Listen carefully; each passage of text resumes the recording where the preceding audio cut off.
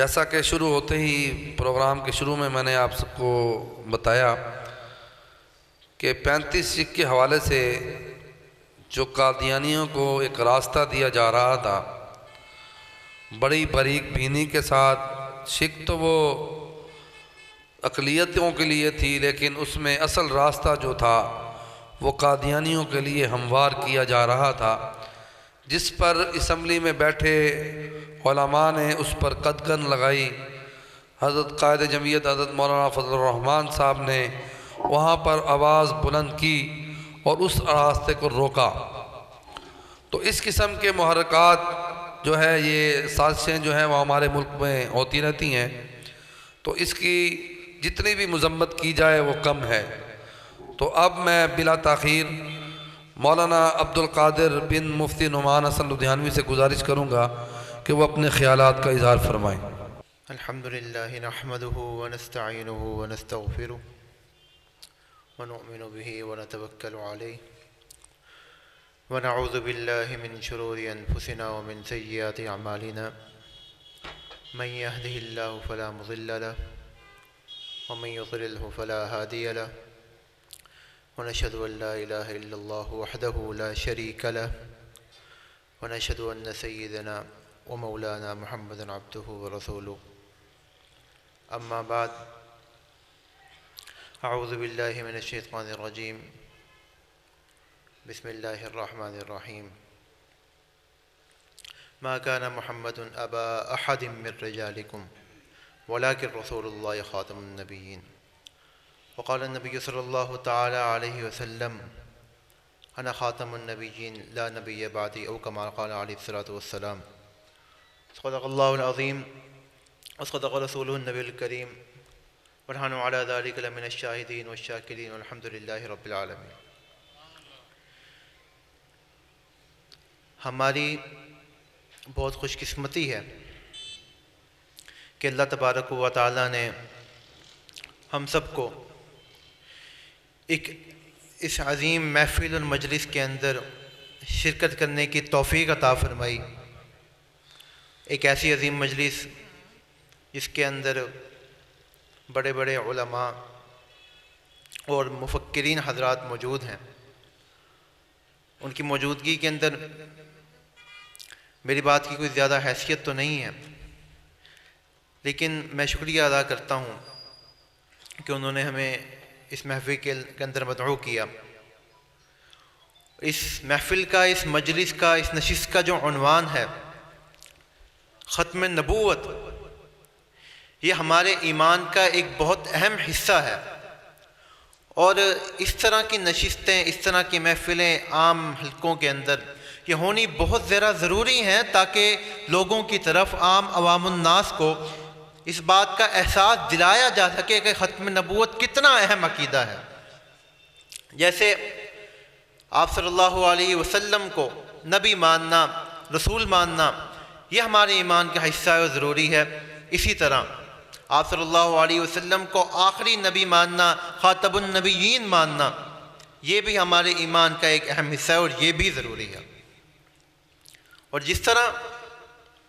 جب جو بھی ایمان کی کوئی شک ہوتی ہے تو شیاطین، کفار، فتنے باز لوگ اس کے اوپر ڈاکہ ڈالنے کے لیے آتے ہیں تاکہ مسلمانوں کے ایمان پر ڈاکہ ڈال کے ان کو اسلام سے دور کیا جا سکے، ان کے عقائد کو خراب کیا جا سکے۔ تو یہ کام ابھی کا نہیں ہے، بلکہ یہ ختم نبوت کا جو عقیدہ ہے شروع دور سے اس کے اوپر ڈاکہ ڈالنے والے لوگ موجود رہے ہیں، اور اس کی حفاظت کرنے والے،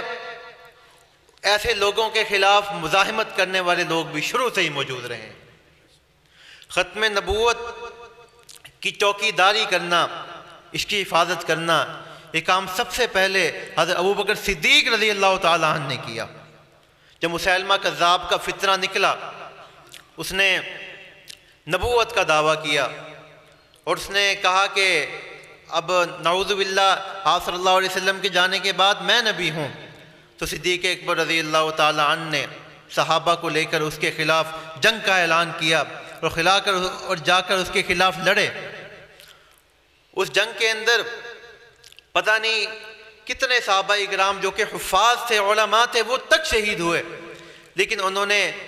آپ صلی اللہ علیہ وسلم کی ختم نبوت کی حفاظت کے لیے اور اگلی آگے امت کو قیامت تک آنے والے مسلمانوں کو مثال دینے کے لیے اپنی جانیں تک قربان کر دی کہ ختم نبوت کا مسئلہ یہ ہمارے ایمان کا مسئلہ ہے۔ اس کے بعد بھی صحابہ اکرام، پھر اس کے بعد تابعین، تبع تابعین، جتنے بھی اہل علم لوگ ہیں تب سے لے کے آج تک وہ اس ختم نبوت کی جو عقیدہ ہے اس کی حفاظت کرتے آئے ہیں، لوگوں کا ایمان بچاتے آئے ہیں۔ تو یہ قادیانیت کا فتنہ بھی 1900 کے اندر یہ فتنہ اٹھا، تب بھی اس نے لوگوں کو گمراہ کرنا شروع کیا۔ شروع کے اندر کبھی اس نے کہا کہ میں مہدی ہوں، کبھی اس نے کہا میں عیسیٰ ہوں، کبھی اس نے کہا میں قرآن ہوں، کبھی اس نے کہا میں ذلی بروزی نبی ہوں۔ اس نے طرح طرح کی باتیں کر کے لوگوں کو گمراہ کرنے کی کوشش کی، لیکن علماء تب اٹھے، علماء نے اس کی پہچان کی، اس فتنے کی جو چالاکیاں ہیں ان سے لوگوں کو آگاہ کیا۔ سب سے پہلے علماء لدھیانہ نے ان سب چیزوں کو بے نقاب کر کے اس کے خلاف کفر کا فتویٰ دیا، پورے عالم اسلام میں بھجوایا، اور اسی فتوے کے اوپر آگے پھر باقی علماء نے بھی ان کے اوپر فتویٰ کفر دیا۔ علماء نے یہ محنتیں کی اور محنتیں چلتے چلتے پہنچی، جب پھر آخرکار پاکستان کے قانون کے اندر بھی یہ شک شامل ہوئی کہ آپ صلی اللہ علیہ وسلم کو رسول، نبی اور خاتم النبیین ماننا یہ ہر مسلمان کے لیے ضروری ہے۔ لہذا ہمیں یہ بات پتہ ہونی چاہیے کہ ختم نبوت کا جو عقیدہ ہے وہ کتنا اہم ہے، اور علماء حضرات کی صحبت میں بیٹھنا چاہیے۔ علماء حضرات ہمیں یہ بھی بتلائیں گے کہ جو ختم نبوت کے عقیدے پر ڈاکہ ڈالتے ہیں وہ اس کے لیے کس طرح کے پینتروں کا استعمال کرتے ہیں، کیا کیا چیزیں دے کے، جیسے مولانا بھی عرض کر رہے تھے، دلیل کے نام پہ شبہات پیدا کرتے ہیں اور لوگوں کو گمراہ کرتے ہیں۔ جیسے قادیانی جب کسی سے پوچھا جائے کہ تم آپ کہ نبی صلی اللہ علیہ وسلم کو خاتم النبیین مانتے ہو، تو آگے سے کیا کہتے ہیں کہ ہم خاتم النبیین مانتے ہیں، اور اس سے ایک جو عام ایک سادہ لوگ مسلمان ہے وہ گمراہ ہو جاتا ہے کہ یہ جب آپ صلی اللہ علیہ وسلم کو خاتم النبیین مانتے ہیں تو اس کا تو ہم ان کو کافر کیوں کہتے ہیں۔ قادیانی یہ بات یاد رکھیں، وہ خاتم کا معنی آخری نبیوں کے اوپر مہر نہیں کرتے، قادیانی خاتم کا معنی کرتے ہیں کہ سب سے اعلیٰ نبی۔ وہ یہ لفظ بول کر ایک عام سادہ لوگ مسلمان کو گمراہ کر دیتے ہیں، اور اس کے ذہن میں یہ شبہ ڈال دیتے ہیں کہ سادہ لوگ مسلمان سمجھتا ہے کہ ان کو سارے بلا وجہ کافر کہتے رہتے ہیں، حالانکہ آپ صلی اللہ خاتم النبیین مانتے ہیں۔ اسی طرح کے اور گھنونے پینتر یہ استعمال کرتے ہیں مسلمانوں کے ایمان پر ڈاکہ ڈالنے کے لیے، اور بھی کئی چیزیں استعمال کرتے ہیں۔ تو ہمیں اس فتنے کے دور کے اندر اس طرح کی مجلسیں، میں کہتا ہوں یہ ہمارے لیے بہت خوش قسمتی کا ذریعہ ہے کہ اس طرح کی مجلسیں اور محفلیں یہ منعقد ہوتی ہیں۔